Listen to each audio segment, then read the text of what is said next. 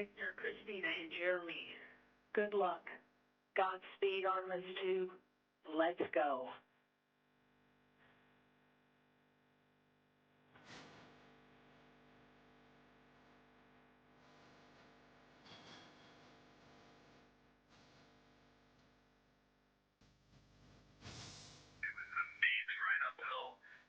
We have good separation, good motion. Houston, go for TLS. We have the start of the translunar injection burn that will send the crew around the moon, the first humans to do so in over 50 years. You could see the entire globe from pole to pole. It was the most spectacular moment. As of 30 seconds ago, you are now closer to the moon than you are to us on Earth. Good morning, Integrity, and good morning, Moon.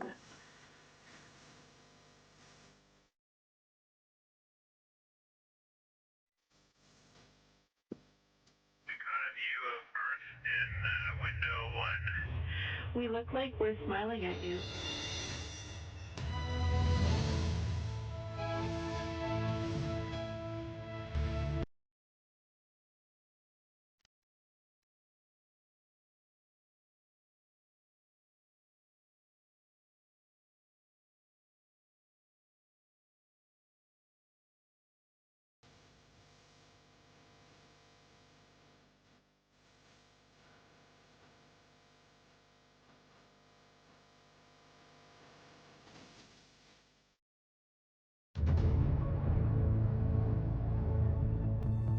Good afternoon and welcome to NASA's Johnson Space Center for our Artemis II Crew News Conference. The Artemis II crew is back on Earth and they are ready to discuss their record-breaking mission with you today. Before we get into the question and answer portion of the event, we will start with some brief opening remarks from Reed. Go ahead. Thanks, Courtney. Well, that just happened. It's great to sit here and watch your mission go by in a short clip there. What an amazing journey that was. First and foremost, Victor, Christina, Jeremy, just thank you. Like, this was an unbelievable adventure, and it was made possible by this crew and the support of each other throughout the whole thing. And I've said it so many times, but we are bonded forever. I mean, that's the closest four humans can be and not be a family. So it was just an amazing adventure, and every single person on that crew lifted each other up the entire time. So I just can't thank the three of you enough. Thank you. While we're giving thanks, you're welcome. While we're giving thanks, as astronauts, I feel like we're just always thanking the team. We're always thanking the team. So I think today we're just going to start by thanking the world. Let's just thank the world, and let's break that down for 1 minute, and then I'll hand it back to Courtney. But this NASA organization and their international partners, they put together this amazing vehicle, the Orion spacecraft that we named Integrity atop the Space Launch System, riding to the moon on a European service module. They provided this massive structure that was able to push 4 humans around the moon and bring them safely back. So thank you to every single person that had a hand in building that machine, because it was a magnificent machine. But then we would also be remiss if we didn't thank the media, if we didn't thank the content creators, and if we didn't thank the world for just tuning in for a second and getting hooked on this mission. We were certainly hooked on this mission, but when we came home, we were shocked at the global outpouring of support, of pride, of ownership of this mission. And really, I think at the beginning, that's what the 4 of us wanted. We wanted to go out and try to do something that would bring the world together, to unite the world. And then I'll just wrap that all up with the astronaut's creed is always to launch as friends and land as friends. And when you live together in a small group for as long as you do on the space station, or even 10 days, it's a challenge. But I am here to tell the world, we launched as friends and we came back as best friends. Thank you. All right, and with that, we will begin taking questions. Due to the limited time we have today and the high volume of requests, we ask that media limit themselves to 1 question, please. We'll start here in the room with Will. Go ahead. Hi, Will Robinson Smith with Spaceflight Now. It's wonderful to see you all again in person this time. Question for Reed, since you brought up the name of your spacecraft and announced it back in September when we last saw you here in person. Integrity, you mentioned, was not only the name of the spacecraft, but the ethos that you wanted to embody throughout the course of the training, the mission, and when you got back here on Earth. So I wonder, having spent 9+ days physically in Integrity, how you found yourself being in Integrity emotionally and practically as it was to exercise the spacecraft for the first time? Thank you. Well, you addressed it to me, so I'll take it.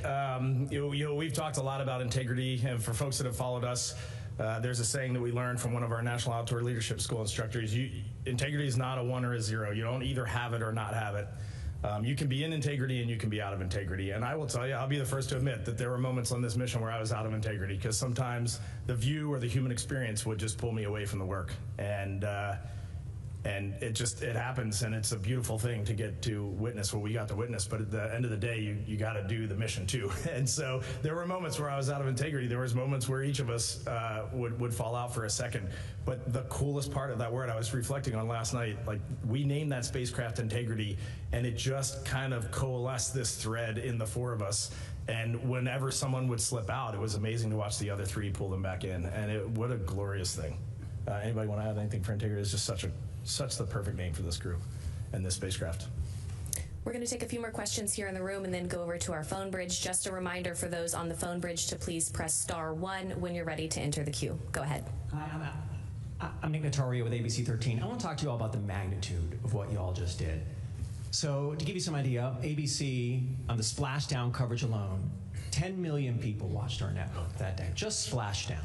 That's not the launch, the lunar flyby. And I gotta tell you, one of those viewers was my daughter, Ellie, who turned 4 during your mission. And she was mesmerized by what you all were doing. She wasn't talking about her big bluey birthday party. She wasn't talking about the gifts that she got. Every night I came home from JSC, she said, "Daddy, Ellie, go to space." She was infatuated. When you hear stuff like that, and the amount of people that were interested in what you've done, has the gravity yet hit you about this mission, and how has it changed you as well? First, I just want to thank you for sharing that. That is wonderful to hear about your daughter. That's awesome, and thank her for that, creating that story. We landed on Friday. Tomorrow will be 1 week, and I just was trying to live in a little hole for 1 week. Been off social media, not on the news, so no, I don't know, but my kids have made it pretty clear, my neighbors, and it's hard to live in a bubble nowadays. I'm trying very hard, but I think it's what I've come to realize is we did what we said we were going to do, and now we've got to step out and just face that reality. And so that's a great thing, but I'll figure it out tomorrow. Courtney started this by saying the crew isn't ready. I'm really not, but I will be next week. Do you mind if I add something? Yeah. Please. It's the way you word it. I mean, I love your question, but you say what you guys did, what the 4 of you did, and if we just do not see it that way. We should be rewording that question to what we did. That's what this was. We just went up and did what we were going to do. All we saw was a camera. We didn't have that connection with you. We lost that connection with Earth by and large. And so we just leaned into what we had. We leaned into each other and mission control, which is really all we had in our families a couple times. But we did that because we had been lifted up and supported to just go up there and be ourselves and just do our job. And we went into it thinking, it's not going to be perfect, but it's going to be good enough. It seems like it was good enough. I'll add a little bit, just my personal perspective. When I got back, as someone who doesn't necessarily like attention, I don't like the birthday song being sung to me, any of that. My husband said that before I got back, he had a conversation with my brothers and sisters, and they were like, "Who's gonna tell her?" Because we didn't know. And in fact, what we were told, really through talking with a couple times with our families, was that there was an impact. Not necessarily the number of viewers or anything like that, but that there was a positive impact, that it was superseding any lines, any identities that people had. And when my husband looked me in the eye on that video call and said, "No, really, you've made a difference," it brought tears to my eyes, and I said, "That's all we ever wanted." Yep. And I can tell you that the difference now is when we come before you now, we've done this together. We took your hearts with us, and your hearts lifted our hearts. And now that we've done it, I think it's easier to accept that there's attention on the NASA teams, on the fact that we did it. In the beginning, 3 years ago, we were being celebrated for something that we hadn't done. And having put in the work and having seen our team's successes, I think we're ready to share in that inspiration and to celebrate it. Okay, we'll take 2 more here in the room and then head to our phone bridge. Kristen, go ahead. Hi, Kristen Fisher with The Endless Void, and welcome home. It's been such a joy watching how much this mission has gotten people so excited about space. My question's a little bit deep, so bear with me.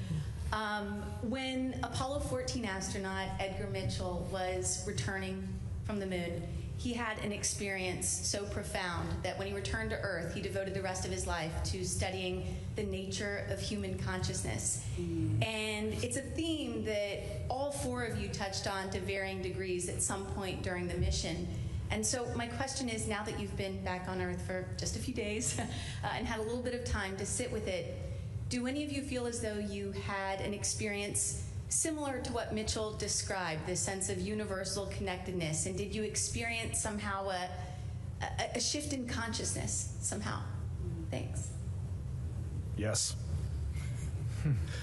Chris, it's a great question. I'll just the only thing I can do is just share one quick story. When I got back on the ship, I'm not really a religious person, but there was just no other avenue for me to explain anything or to experience anything. So I asked for the chaplain on the Navy ship to just come visit us for a minute.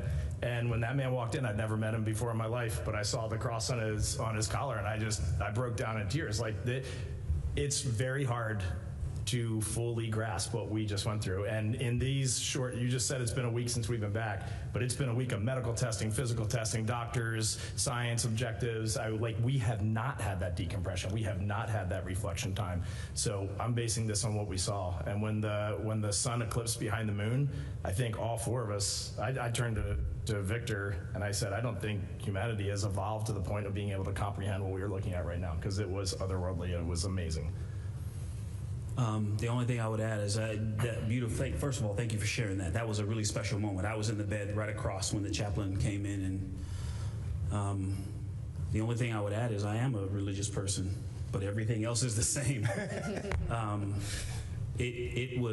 There is something in there, and as we start to process, I'll have to tell you next week, but haven't had a chance to really unpack it all yet. All right, we'll take 1 more here in the room and then head over to our phone bridge. Yeah, maybe not as deep, but connected. Keith Garvin with KPRC2 here in Houston. Thank you so much for taking us on your journey, and so glad that you're home. You know, with the technology that we have today and what we can do with videos and pictures and social media, it can still be very hard for one to convey exactly what they're seeing to everyone else. What is the most remarkable, or one of the most remarkable experiences that you all had that just couldn't be fully properly conveyed through pictures and video? And that's for any of you. I can start. I was going to answer Kristen's question a little bit too, and I think these tie together. I've been trying to find words for it, and I don't really have it yet, but we just saw so many amazing things. And people ask, what's the most amazing one? And it's, you can't pick one. There's just so many amazing experiences we had. But overall, where I keep coming back to is what kept grabbing my attention when the lighting was right and we were looking out the window, is that I kept seeing this like depth to, I guess, the galaxy, for what we were visually observing out there, this depth to the galaxy that I just had never experienced before. And it's not that I could tell which stars were really closer and further, because it has to do with how bright they are, but because of how bright they are and their differences, they look like you can tell where they are in 3D. That was mind-blowing for me. And then you see the same thing with the moon and the Earth. You're viewing them from this new perspective, but this perspective with like 3-dimensional depth. And I've heard Christina talk about this a lot. We're all kind of struck by these things that make us feel small. And that the sense I had was this sense of fragility and feeling small, infinitesimally small. But yet, this very powerful feeling as a human being, like as a group. And that is what, to me, is what I would try to share. I saw it in all these sites over and over again. I kept seeing that same thing and that same feeling. Small and powerless, but yet powerful together. Beautiful. Okay, we'll head over to our phone bridge. Our next question is from Nell Greenfield with NPR. Hey, welcome back, everybody. Tell me about your sleep. Have you been having any dreams of the moon? And if so, what have the dreams been like? Take this one. I've got a couple things I can say on that. One, been sleeping great since we got back. We are tired, so I think our bodies were ready to accept any time zone of sleep that we offered it. And what I've noticed, which is completely different from my first flight, and surprisingly so, since my first flight was so long, is every time I've been waking up, or in the first few days, I thought I was floating. 100%. I truly thought I was floating, and I had to convince myself I wasn't. And even after 328 days in space on my previous mission, I never did the thing where you think something will float in front of you. I've done that on this return for some reason. I put a shirt in the air, and it went. It actually surprised me. And so that's been the real thing, which I've welcomed, because space sleep is the best sleep ever. It's so peaceful, it's so comfortable, and to have a little bit of that after our mission was over so quickly has been really special. Our next question. I'll just tell a little funny thing, because I think you'll get a kick out of it. I sleep a lot better now because I don't have Reed underneath me kicking me. Oh, come on! Oh. We should talk about our first night of sleep on the ship, where we were about 8 feet apart in the beds in the med bay, and it felt way too far. That was not okay. I heard Christina say, hey, can we open up these curtains and pull all the beds together? Because you guys are way too far away. Way too far away. Okay, our next question is from Lauren Grush with Bloomberg. Hi, so good to talk to all of you, and congratulations on a successful mission. Obviously, from our perspective, it's a relatively smooth flight, but there were various moments where sensor readings would indicate an issue. There's also an issue with extra leaking from the valves on the helium pressure system that was brought up a few times. I'm wondering if there were any moments throughout the mission where you felt concerned from a safety standpoint, or did you feel like it was fairly smooth from your perspective? I might be taking one.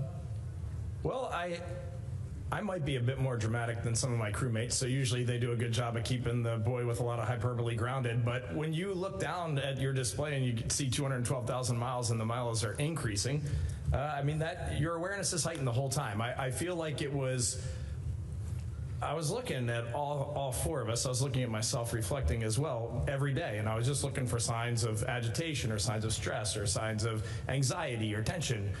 In fact, I think one day we were in the med kit and we found some medication for that purpose. And we were like, wow, I just can't even imagine taking that. Like we were really good. We were really, really good and really supportive of each other. But you always know in the back of your head that something could go wrong. And I think that just builds a little bit of anxiety. And you're right, we did have, we had some pressure leaking through our PCA assembly, which I'm sure we'll talk more about in post-flight. We had some vent line issues on the toilet that were a little bit problematic for us on the primary vent line. And then we had a few cautions and warnings that came up from time to time. And those always get your attention. We had a smoke detector go off on the next to last day. I mean, you want to get somebody's attention really quick? Make the fire alarm go off in your spacecraft when you're still about 80,000 miles from home. And that starts off an automated sequence of shutting down the ventilation and the power system. And that was, it was tense. It wasn't scary, but it was tense for a few minutes until we got things reconfigured. But the thing that we drilled into our heads before we launched is no fast hands.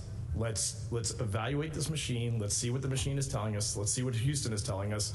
And then let's come to an integrated decision.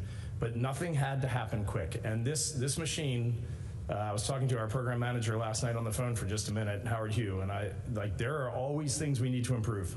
Always. There are ways we need to do better living in space. There's a way this machine needs to be improved.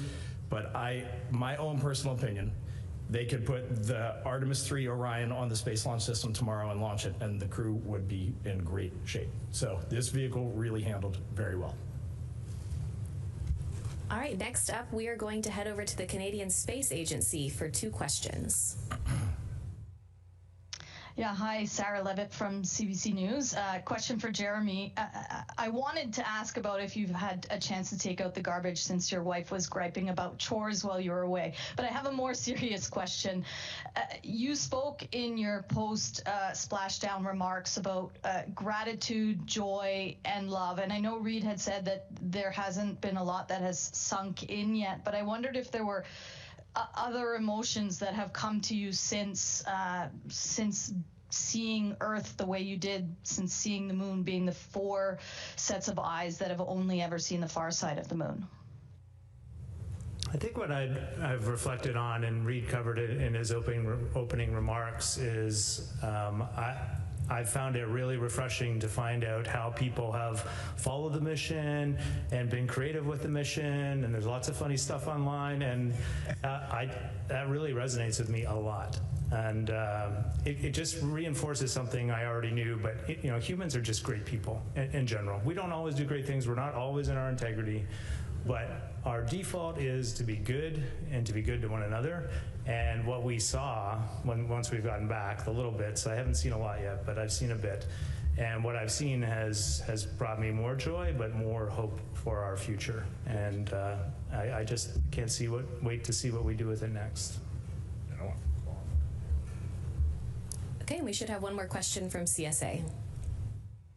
Hi, my name is Elise Allard. I'm from Radio-Canada, French CBC in Montreal. I have a question for Jeremy Hansen en français. J'aimerais savoir de quelle façon cette mission-là vous a changé, à la fois psychologiquement, mais aussi physiquement, après tous les tests que vous avez passés. Est-ce que vous avez eu des changements physiques et psychologiques? Good. Physical and psychological changes from the mission. Pour moi, les changements physiques, ce n'était pas une grande chose, même en arrivant dans l'espace et après ici sur la Terre. Et ça, c'est une bonne chose. J'étais capable de passer la mission et juste faire mon travail. Alors, c'est une bonne chose, ça. À l'autre côté, ça n'a pas vraiment changé le moyen j'ai vu le monde, nos vies, mais ça a renforcé ça beaucoup. J'ai lancé avec le point de vue que la collaboration pour l'humanité, c'est la prochaine chose qu'on doit continuer à travailler dessus. Et en vue la Terre, de le point de vue de la Lune, ça a renforcé cet objectif pour l'humanité. Alors j'ai un nouveau désir de travailler avec le monde pour créer ça pour nous. C'est vraiment important pour nous. Et aussi, je veux ajouter, maintenant, c'est évident pour moi qu'il faut que nous prenions des grands risques pour arriver à des grands bénéfices. C'est vraiment évident pour moi. Ça vaut la peine. I was just saying, psychologically, really, sort of what I was talking about before is that it hasn't changed my worldview so much as it's reinforced just the need for us to collaborate on this planet. And like Christina said in her remarks when we got back, I mean, we really are a crew, and that really resonates with us. And you just see it. Seeing is believing. All right, we'll take our next few questions here in the room. Go ahead. Hi, my name is McKenna Earnhardt, and I'm with Fox 26. My question would be, Victor, when I was watching you as y'all were watching the video of y'all coming back down, and I heard you say, I felt that, or I saw you say that. What were you feeling when you come from deeper in space than we've ever been to then you can see the ocean again? What did you feel? What was your body telling you? Thank you. Great question, and I'll keep my face quiet more next time. No, the moment, well, first of all of the things. That was a very intense 13 minutes and 36 seconds. That moment was when the drogues released, and then the pilot chutes and the mains came out. In Dragon, I've experienced a similar entry, and in Dragon, the drogue chutes don't release the same way and in the same sequencing. And so I don't remember feeling back to free fall from having drag or G on the vehicle. I think those actually are still connected to the vehicle as the main chutes come out. On that vehicle, I remember feeling the yo-yo, though, as the parachutes were breathing. I could feel that 30, 20 feet moving up and down. But when the drogues cut away, we went back to free fall, and watching that on the video felt almost the same way it felt in the video, or in the vehicle. I would tell you, I've never been base jumping, I've never been skydiving, but if you dove off a skyscraper backwards, that's what it felt like for 5 seconds. And then the mains, the pilots and the mains came out, and it was glorious. Yeah. Okay, we'll take our next question right here. Go ahead. Hey guys, I saw Christina posted you brought some Super Bowl confetti from the Eagles up there with you. I'm just curious if anybody else brought anything sports related or something that you absolutely had to take up with you. Yeah. Oh, from a general sense, we all do get a very small allocation, mass allocation, and on this vehicle it's very small.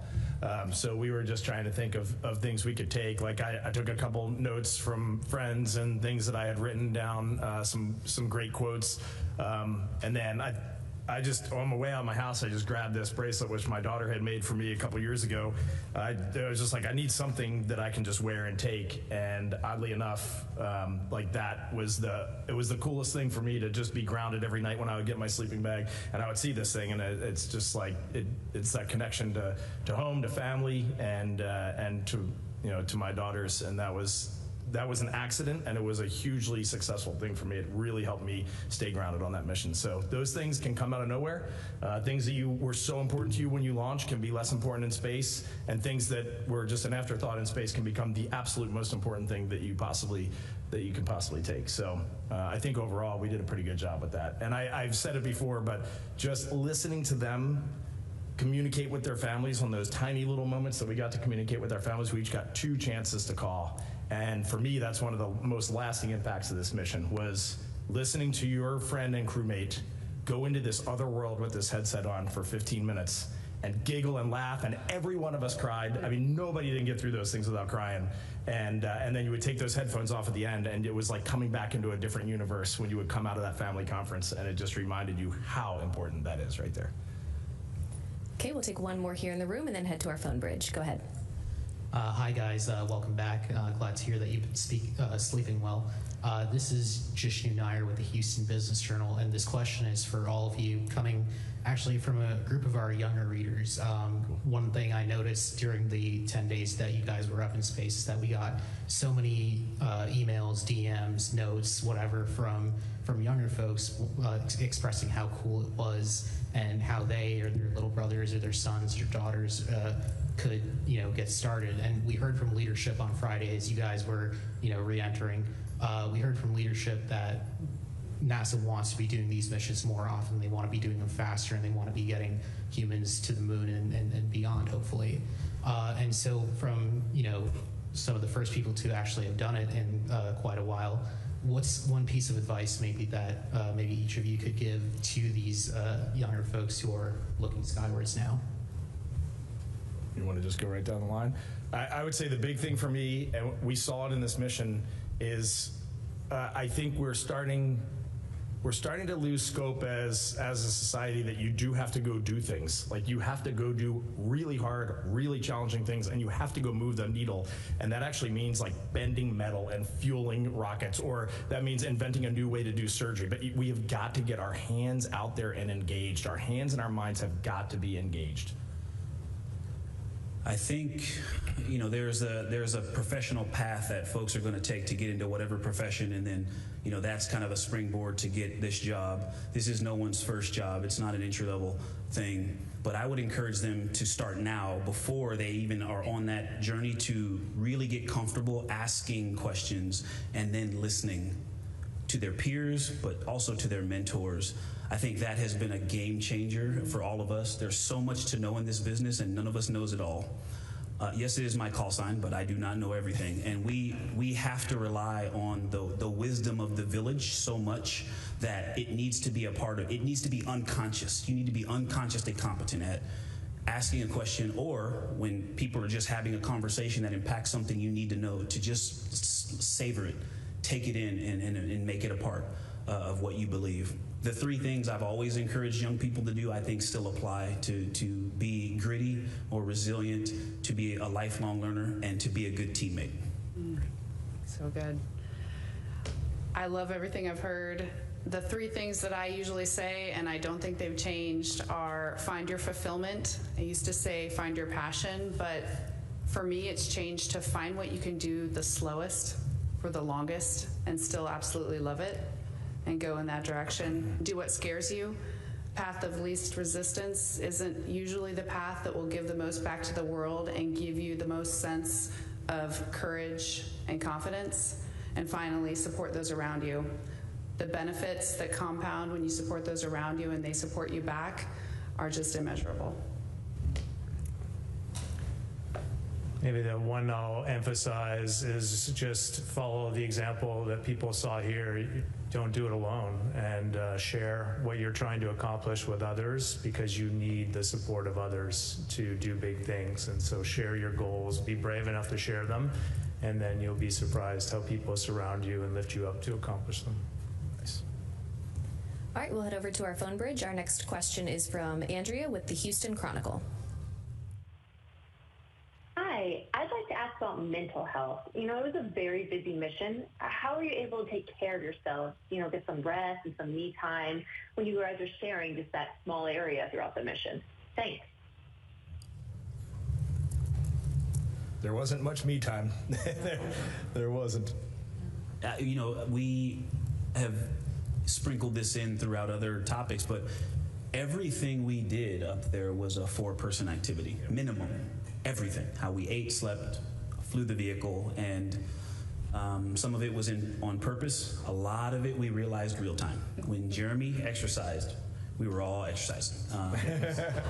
It was a team effort to the last, period, and so I just want to emphasize that we actually, I think the me space was maybe a myth. That 15-minute checkout when you're talking to your family, it did feel like being teleported out of the vehicle, but you teleported right back. And so we embraced that. That was a part of it, though. That was a facet, a flavor, an ingredient of how we flew the mission. And instead of trying to avoid that, I don't know, I'm speaking for us, and we also don't do that often, but I would say from the proof in that pudding, we leaned into it and used it as a way to get through instead of trying to fight it the whole time. Yeah, I think the one thing I want to add is just we have tried over the last 3 years to be very good at communicating, which is what you just said. But just if you have a bad night of sleep, or if something is angering you, or if something is off in your balance, just talking about that to the other 3 crew members, just so they know where you are, where you're coming from today, and that it's not directed at them, and they can help you out. And I don't know, as soon as you have the courage to kind of express that to a couple of friends, all of a sudden your friends are in it right alongside with you. And so we really got exceptionally good at communicating. I didn't think we would get as exceptionally good at like crawling all over each other for 10 days, but we did get good at that too. It's tight up there, but we really communicated extremely well on this mission from day 1 till day 10, and even now. Okay, we'll take our next question from Josh with space.com.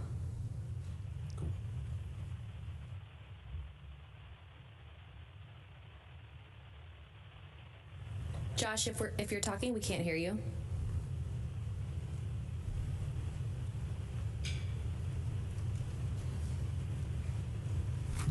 Courtney, while we wait, can I make one other comment? I just wanted to add, because, folks have followed. I want to go back and add one piece to this previous question. Thank you for asking about mental health. It is so important. We have professional help as well. We have a team of operational psychologists and psychiatrists that help us skill up to be ready to accomplish things like this. And so we did not just do that on our own. We have professional help, just like we do simulations of entry and ascent, launch. We have folks that help us navigate the challenges of, we call it behavioral health and performance, but of mental and team preparation. Yep.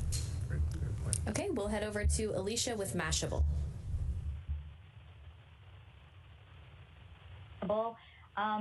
Before 2025, NASA repeatedly stated that the first Artemis moon landing would see the first woman and the first person of color on the moon. That language has since been removed from agency materials. I'd like to ask each one of you, do you believe NASA should still adhere to that original commitment for the first landing mission, and why? It's good. It's a good question. Yeah, it's a great question.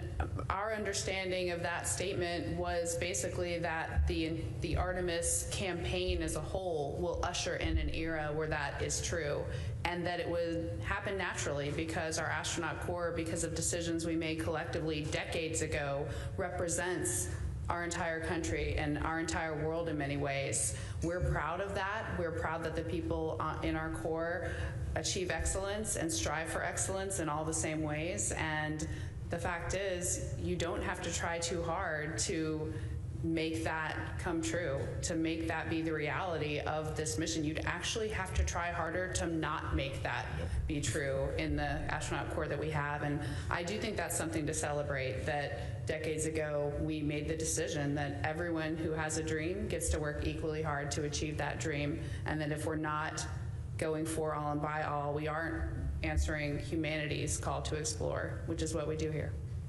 Awesome. Perfect. All right, our next question is from Claire Cameron with Scientific American. Hi there. I just wanted to ask a little bit more about, some of the challenges that y'all face on the spacecraft, and particularly, a lot of our readers were particularly interested in the toilet problems.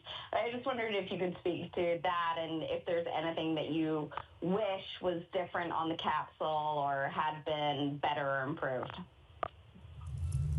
I do not mind starting this. We probably all want to throw a little bit in. I just want to say 100% point blank, that was a wonderful toilet. The toilet worked great. Where we had an issue, and it was an issue for sure, is that our primary vent line, which takes, when you go to the bathroom at the end of doing that, you flush the toilet flushed just fine, but then when the liquid went out the bottom of the toilet, it got clogged up in our vent line, and our tank can only hold about, maybe I'm guessing like under 10 urination events, I guess that tank can hold, and then it's got to be dumped. And for the first 2 days of the mission, it was fun to watch that thing get dumped. I mean, that is an interesting thing to see out the window. It's just like a billion little tiny flecks of ice heading out into deep space. But that primary vent line got clogged or gunked, or we'll wait and see exactly what the technical reason was, and that put a limitation on us. So I definitely, for those great engineers that made that toilet, I don't want them hanging their head low. They should hang it very high. It was a great piece of gear. And then what did we learn? Like, there's always things we need to improve. I think the thing, just speaking for myself, the thing that really surprised me on this mission was how well the spacecraft handled and how well the machine supported the 4 humans on board. We were a little cold the first 2 days. They warmed it up. They fixed everything that we asked. The thing that we need to probably work on for the next mission is, now we know the things that we didn't know before we launched. Like, when you want to go into a bag and get lunch, but you got to dig through 1,000 different things to get to lunch, it makes it really hard and cumbersome to eat on a very busy day. There are different ways that we could manage the cabin during workout. Like, we have learned all these little nuances that we can make Artemis 3, 4, 5, just bring the gains down on those things so that they can focus, which we've always said on their task, rendezvousing with spacecraft in orbit, getting on the lunar surface, and building a sustainable presence on the moon. Like, we hold the key to that lock, and we've already started debriefing so that they don't have to worry about that lock. Our next question is from Robert Perlman with collectspace.com. Thank you, and let me say thank you first for the most amazing days following your journey. My question is for all of you. If the U.S. Postal Service wanted to repeat Apollo 8 history and issue a stamp based on just one photograph that you returned from your mission, what one photo would you choose, and who among you took it? The 4 of us hugging where his face is hanging out the bottom. That's the stamp I want. Yes. Yes. The country does not need that. It does. Yeah, we need it. I think something that we all feel and we try to share is how much we want to reflect back to you all how we did this. Not we as a crew, we as countries and as humans did this. And so what popped into my head as you were asking that is the picture of the Earth as we started to go farther from the Earth, and we've got this beautiful one where you can see the northern lights, because when we were getting really close to the moon, talking about looking at you and how beautiful Earth is, that represents how far we were, but it shows you. I cannot overstress that. Like, we did this together. And so that picture to me is at least representative of a lot for this mission. I also haven't looked through many of the pictures. Like I said, I've been in my hole for almost a week. And we are very intentionally not trying to take individual photo credit for things, but can I share that specific one? He took that picture, and he worked really hard he captured a lot of things that we did not think we would be able to get on film, and so that picture was Reed Wiseman, and it was not the first try. He made the adjustments to the camera and got a great picture. So yeah, congrats, it was awesome. It is awesome. All right, we'll head back here in the room, right here in the middle.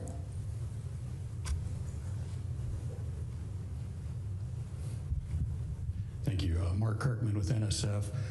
With the exception of Rise, Reed was kind enough to let all of you manhandle the spacecraft, but I'd like to, I guess, focus in mostly on Reed and Ike. You sounded like you were in the groove when you were doing that Proxox demo. I mean, absolutely professional, but it sounded like test pilot heaven from us listening to it. How would you characterize how the spacecraft handled versus how you would compare it to the simulator, and also how would you compare it to Dragon? And then I have to ask, do y'all have a Mach 34-ish patch yet? Oh man, you were hitting all the things that I'm loving. So we've used Joy a lot, so I'm gonna say Test Pilot Joy. Test Pilot Heaven feels good as well, but first of all, it's an immense privilege to fly a spaceship, that just at all. And to fly a new spaceship is kind of an unreal privilege, and I'm really glad we all got to fly it. That is probably the most important thing. You have a perspective across. This really represents the perspectives in the astronaut office, and so that really matters. We give numbers as handling qualities ratings, but the most important thing in handling qualities are the pilot comments. And so you've got comments from an entire crew. It flew better than the sim in all areas. I think that's probably the easiest way to say it. And it was just the integration of the full thing, the crew being there, seeing the same actual, we have windows in the simulator, but they're screens, individual computer screens, so we see the same thing because it's trying to simulate parallax, but it means we're looking at actually different images, and so we're trying to call out measurements on something that is not the same thing. This camera was showing us the same thing, and Christina took a video and pictures of our upper stage, and I didn't see it for several hours, maybe days after, and it blew me away. I was like, wow, that was right out the window the whole time. Yeah. The training worked. The team that came up with that plan was fantastic, and I owe them some handling qualities ratings. I haven't filled out that survey yet, so it's coming. It's coming. But it flew like a dream, and I'm really glad everybody got to fly it. Yeah, I want to add one thing, and then I'm going to throw Jeremy directly under the bus. But one thing that I want to just say really more to the NASA team than to the media is that first day was a daunting first day, and we were looking ahead of that day. All four of us knew how to do rendezvous and Proxops demo just in case somebody had motion sickness or was out of the picture. But it really reminded me that when you are extremely highly trained and very prepared, you can go knock that thing out. I mean, this crew went and knocked out rendezvous and Proxops demonstration. I haven't looked at the tapes, but it felt flawless on board, and I was running procedures. He was flying the spacecraft. Jeremy and Christina were watching the interim cryogenic propulsion stage out the window and mapping our distance to that the entire way in, and it was just like clockwork, and we had just gotten to space, and he's never been in space before. And so when you sit, you can wring your hands forever, go, no, we shouldn't do this to the crew. There's no way they're gonna be ready. They're gonna be tired. They're gonna be sick. They're not gonna want to do this. Man, train them and set them loose, and we can go do that thing. And then leading into the Proxops demo, you just got to tell the ICPSF story, because I love that story. In the simulations, we were all worried about, what if we don't separate? There's a few procedures you have to run. There's a couple of different flavors of this, and trying to tell whether you've separated, and the camera views, et cetera, et cetera. And then when it came right down to it, we're floating there, we're waiting for separation, and all of a sudden, bang, a loud bang, we're all pinned to the floor. We all looked at each other like, well, I guess we separated. Or it exploded. I think Jeremy Charity's like, I think we just got ejected off of that thing. Like, it was the biggest force we felt on the whole mission. Those are some legitimate spring pushers. Yeah. Thanks. It's in work. The patch is in work. We the number that we saw on the displays, and I I was very in tune with what Orion thinks it's going to do. It was 38.8 Mach. 9 was the Mach. And so, well, patches didn't work, but it depends on how you measure that number. It's actually challenging to measure from space. So there will be a new one coming out when we figure it out. We'll take our next question from Eric. Go ahead. Eric Berger, Ars Technica, congratulations on a great mission. It was really fun to follow. Question for when you were flying by the moon. Now, a couple weeks before you guys launched, NASA had this ignition event in DC where they talked about the moon base. And I'm just wondering, knowing how difficult it was for you for this mission, all it entailed, the training, the launch, and getting out there to the moon was a pretty rigorous endeavor. How realistic are you feeling about like humans actually going to the moon, going down to the surface, putting down roots there, staying, and actually establishing some kind of semi-permanent settlement, you know, doing something quite different than we did in the 1960s with Apollo? Yeah. Well, I think we probably haven't talked about this exactly as a crew. We talked about how that ignition event made us feel prior to the mission, which was that it pumped us up. We were very much lifted up by the notion that we would get to contribute to astronauts doing this all over again much sooner than we thought, that we were going to be focused on the moon base, on surface operations. And I would say, if nothing else, we are feeling even more excited and just ready to take that on as an agency. A couple things contribute to that. One is how well the team and the spacecraft took care of us. We had things on this mission that you might think weren't really necessary in just a quick shot to the moon, but we made it happen. We exercised along the way. It is a great example. When we got back to Earth, we all within 1 or 2 days were in surface spacewalk suits doing surface geology tasks and doing them well and able to complete an entire battery of very challenging surface tasks in a spacewalking spacesuit for surface missions. There's just so many examples where we've shown that we can, all of the analysis that we do prior to missions, all of the talking that we do, all of the what ifs, all of the just coming up with every possible operational workaround for anything you might encounter, we can do that, and we do. So we figure out all these things that could go wrong, all the extra resources it's going to take to do these things that sound completely outlandish and impossible right now, but the truth is, accomplishing the near impossible is exactly what we do and what we just showed that we could do. I don't really want to add anything to that because that was so perfect. I'm going to say one last little thing, which is I did have a little weird technical epiphany, Eric, while we were out there, which was we just went like 250,000 miles away. And I'm telling you right now, if we had a first flight lander on board that thing, I know at least 3 of my crewmates would have been in it trying to land on the moon. Like the jump, when you think about Apollo 8 went around the moon, 9 stayed in Leo, 10 almost landed on the moon, and I've talked to a few of those gentlemen in the past, and they said if they had enough fuel, they would have done it. It's not, I'm going to eat these words. It's not the leap I thought it was. Once we're around the moon, we're in the vacuum of space, we got a 6-stall vehicle that's handling great. If you had given us the keys to the lander, we would have taken it down and landed on the moon. It is not the leap I thought it was. It's going to be extremely technically challenging, but this team needs to show up every day knowing it is absolutely doable, and it's doable soon. This mission taught me that the unknown is way scarier than the known. Every single time we accomplished a mission test objective, we all looked at each other and were like, that actually went pretty well. That was actually not necessarily easy because it took a ton of work, but it was easy to accomplish as a team because we had put in the work. We know how to put in the work to make it accomplishable when the time comes. Awesome. I think, Eric, I'd like to add something that I think you're pulling at too is, I agree with everything that was said. We have to be willing to accept a little more risk than we were willing to accept in the past, and to trust that we will figure it out in real time. We're not going to be able to pound everything flat before we go. We're going to have to trust each other and crews and mission control to work through real problems. And it was very evident to us out there, like this went really smoothly, super smoothly. I'm not surprised. Extraordinary team, a lot of work was done in advance. But it was also very clear to us that it could get pretty bumpy. Yep. And whoever is going out there to do those things got to understand it could get real bumpy real fast, and it has to be ready to take that on. Hey, since everybody spoke, I'm going to just say one thing. Eric, it was awesome to hear you start this off by saying something was fun. Thanks, Okay, we'll take one more question here in the room and then head to our phone bridge. Mark, go ahead. That's great. Mark Carreau with Aviation Week and Space Technology. Awesome. How much longer will you be in post-mission Johnson care, and have you found that to be a valuable part of the mission? Oh.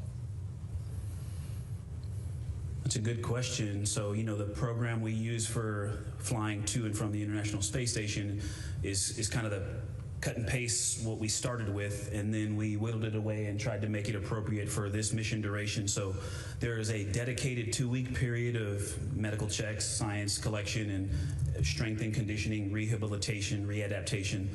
And then there's out to 4 months where we're going to do the public affairs and appearance events. There's about a 45-day cutover where we're actually the person we work for will change. So there's a sort of a gradual redeployment or a gradual move out of the post-flight. But it started off with the same basic plan that we use for ISS, knowing that this is a short mission, so we may not need reconditioning for 30 or 45 days like I did post-ISS. And we've just been trying to tailor it. One reason, though, that it's really important, I felt like $1 million on Friday. So today I'm up to $1,006,000. But it's important for us to run these processes out because we are still making changes and learning ways that we're going to support the 30 and 45-day missions of Artemis 3, 4, 5. And so it's really important for us to keep practicing, keeping our heads in the game. Yeah. All right, we will head back to our phone bridge. Josh with space.com. Let's try this again. Hi, Josh Finner, space.com. Hope you can hear me this time. Can y'all hear me this time? Hello? Yes, we have you loud and clear. Oh, excellent. All right. So I'm curious, as you have each been looking for the words to relay this experience to your family and friends and colleagues since your return, everyone has their own perspective of viewing the narration of their story. And I'm wondering, once Hollywood gets a hold of this story and makes the Artemis II movie that I'm sure will inevitably be made, what part of this mission needs to be told, in the most crucial, specific way possible? What part of this mission tells the story that Hollywood needs to get right? I would just start by saying a movie wouldn't do it justice. It has to be a series. There's so much to talk about.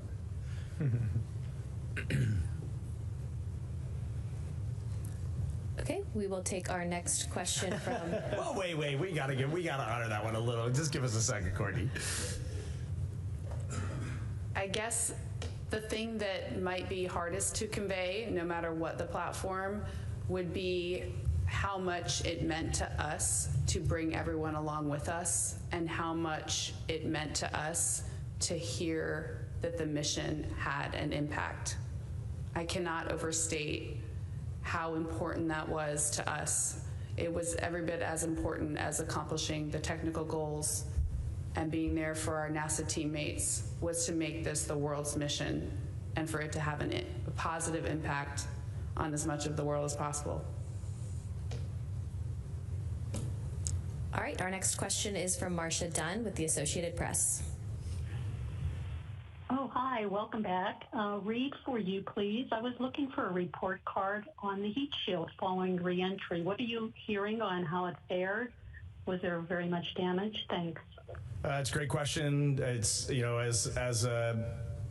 for sure we need to see what NASA says on the data. We have got to, they are going to do to this heat shield what they did to Artemis 1, and we are going to fine-tooth comb every single, not even every molecule, probably every atom on this heat shield. But we, the four of us, when we got off the Navy ship, the USS John P. Murtha, we were getting ready to get on the helicopters, and I think we all kind of agreed that we heard that integrity was in the well deck there, and we did not feel right leaving that ship without doing two things. Number one, we wanted to see our spacecraft. We wanted to go look at that spacecraft. And number two, there was a gentleman who led the Charlos investigation team after Artemis 1, a single named Luis, but he managed a great team. And we heard he was on the ship, and I needed to hug that man. I needed to go see that man and thank him because the data that they pulled from Artemis 1, I think Artemis 1 is probably the most studied heat shield in the history of spaceflight, for sure the history of human spaceflight, maybe the shuttle in its early days, I don't know. But they figured out what was wrong with that heat shield, they determined root cause of that heat shield, and then they left it up to NASA to decide, are we gonna fly a different heat shield, or are we gonna change the trajectory and fly as is?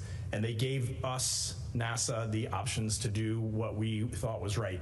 And we modified our trajectory. We came in with what's called a horizontal target line, somewhere around 1,700 nautical miles. We were originally like out at 2,300, and we were gonna float through the atmosphere for a long time, but that was where the Artemis 1 heat shield was seeing problems. So we came in fast, and we came in hot. And I will tell you, looking out the window that whole way in, it was a smooth ride. It was a very smooth ride. I think Ike and I maybe saw 2 moments of a touch of char loss. Certainly when we went up to the vehicle, there was a little bit of char loss on what's called the shoulder, which is kind of where the heat shield meets the structure of the cone shape of the spacecraft.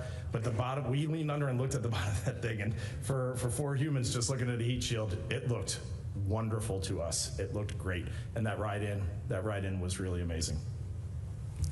All right, we'll take another question on the phone bridge from Anthony Leone with Spectrum News. Hello, welcome back. Thank you for taking time to answer our questions today. We touched on a little about the future missions. What piece of advice do you each have for the future Artemis crew who will land on the moon again? Thank you. Man, I'm taking up a lot of CO2 today. I'll keep this short. You have got to invest in each other. That's the #1 thing I would say. After that, I would tell them to, well, something that was shared with us from the crewed flight test, the Boeing CFT crew, ask more questions. That's a great one. Mm-hmm. Yeah. I would say, in addition to those, remember that you are part of a team. Something that we do well is we always thank our teams for what they've done. And something I always add to that is congratulations, because to say thank you sometimes to me seems like there's an assumption there that we're the one that did it and everyone else supported, but that's not how I see it. I see it as we all are 100% teammates. If anything, we did the least. And congratulations. Say that every day to your teams, your teammates. You're probably the last one that got added to this team. That's a great answer. Yeah, that's a tough one to follow. I'd probably, if I had to give them some different advice, I'd pivot back to the technical and just that really getting to know the parts of your spacecraft that you could end up alone. Just, we thought a lot, this crew, we spent a lot of time thinking about what if we don't have mission control and what are the critical things to keep us going long enough to get back in touch with mission control. And I think that always needs to be an area of focus. Great. Okay, we have time for one more question in the room. If I could get a raise of hands. Aaron? Hi, Erin Winnick-Anthony for CBS Mission Unstoppable. For Christina, you said advice for the crew as a whole, but for the astronaut that's selected to be the first woman to walk on the moon, do you have any specific lessons learned or advice to pass along to them? For me, I think the biggest word about all of the superlatives that you're going to encounter, all of the things that you're going to be asked to do, react to, be a part of, contribute to, is it's humbling. And if you remember that being part of a team is your main goal and the main thing that you put ahead of everything else, that when the world tries to make the accomplishment something different than what it really is, which is a team accomplishment, you will know, and the things that you say will reflect how you really see it.